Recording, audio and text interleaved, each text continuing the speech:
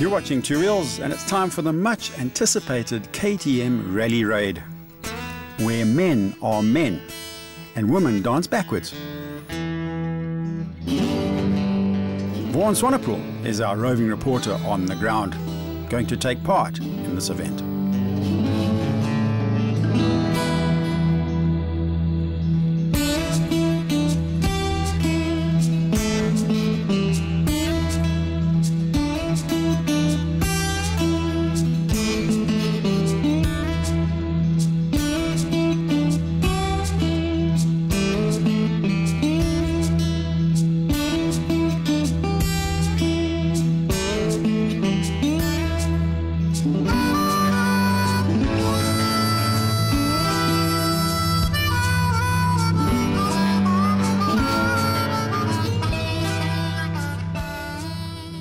We're at base camp for the KTM Rallye Raid 2007.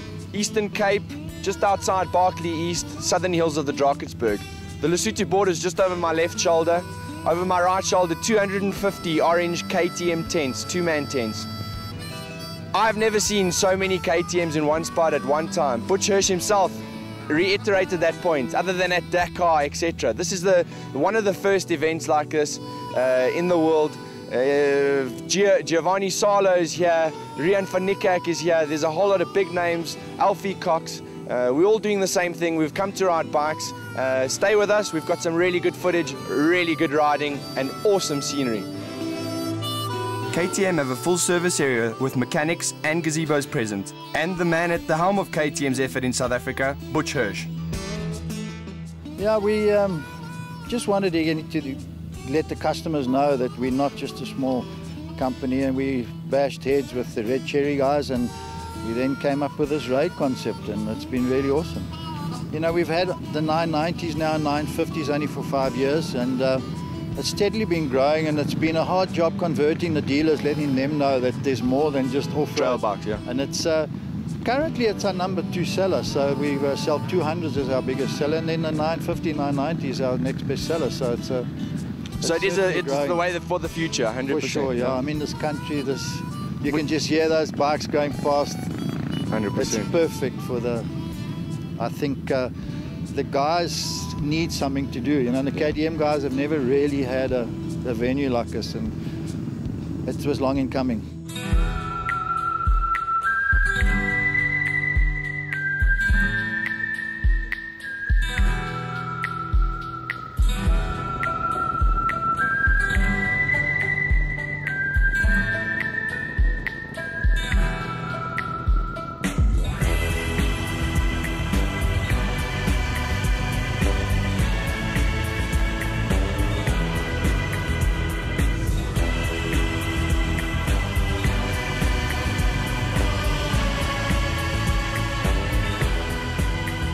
Butch, just tell us a little bit about the logistics involved with this event.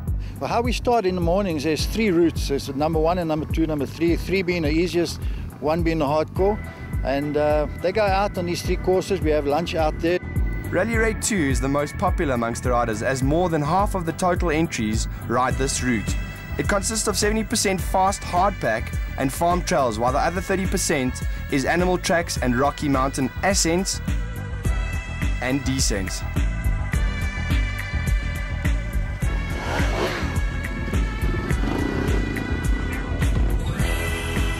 Absolutely beautiful countryside to be riding a motorcycle.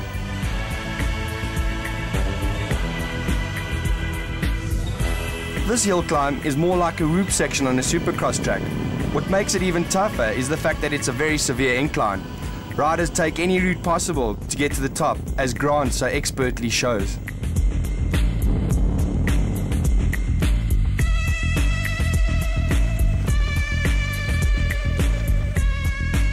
Our trip up Nordeer's Neck has its fair share of treachery.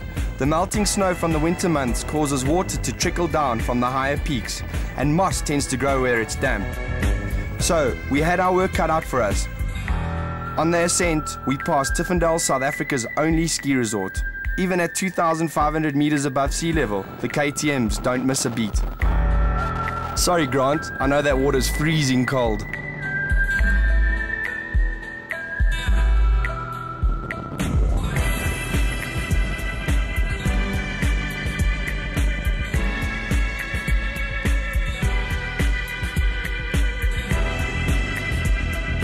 The riding terrain is diverse with river crossings and muddy ruts. But even with the smallest of mishaps, there is always someone to help. It seems that riders of Orange have an undefined bond of brotherhood. No one gets left behind when you're on a KTM.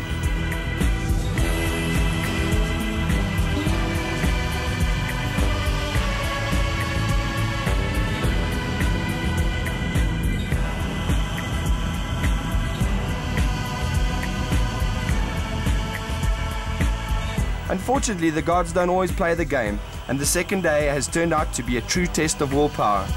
The will to carry on no matter what the conditions. We've even had hail to contend with.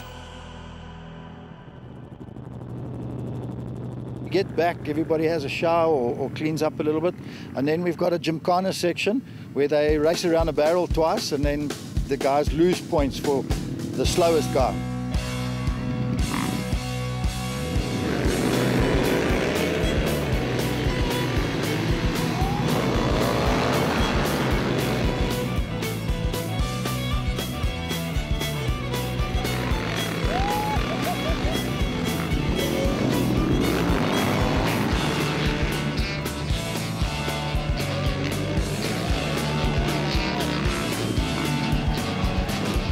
And then from there on, they take them on into the foot up. It's not a gymkhana, it's a trial section. You lose a point when you're dabbing. If you fall, if you stall, you lose points, 10 points each time. And then we create the winner. And then we've got Joe Sala, the multi-world champion here, and he set out his own course, and he went and made a time, and then everybody had a challenge to beat his time. The trial section is a spectator-friendly affair, with almost all the entrants coming out to watch. The depth of talent amongst KTM riders is astonishing, not to mention the capabilities of these adventure motorcycles. Yes, and I have fallen a couple of times, and that's just part of the fun of this event.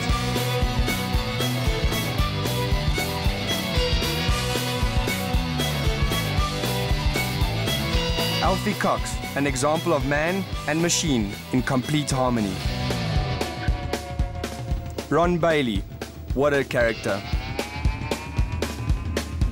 A special treat is the fact that Sala, Van Niekerk and Cox are in a battle for all to see in the Geo Sala Challenge. 3 of the world's best riders in one place at one time against the clock and the course, competing for bragging rights and honor. Sala proved his multiple world champion pedigree by taking the spoils with the quickest time.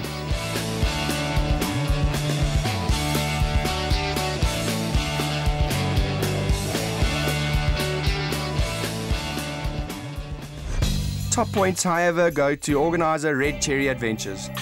It was 6 months in the making. I spoke to Butch and the KTM team about 5-6 months ago, saying, guys, let's do something experiential with the brand. Let's sort of get guys involved and create adventure.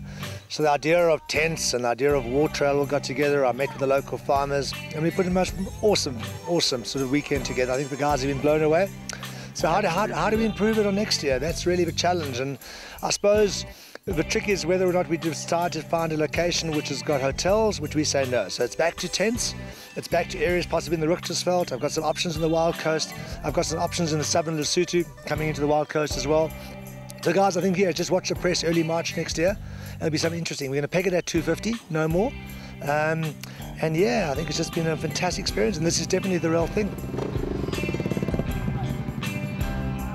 The group here is very, very different, as you can see from last night in the bar, the burnouts and all that kind of stuff. Yeah. I think it's just the whole vibe of the brand. So it's something that we want to continue with and just grow and just absolutely increase. The numbers, however, not. We want to peg it at 250 and keep it for select few and still drive it to the dealers. I think that's really the concept, and get dealer ownership.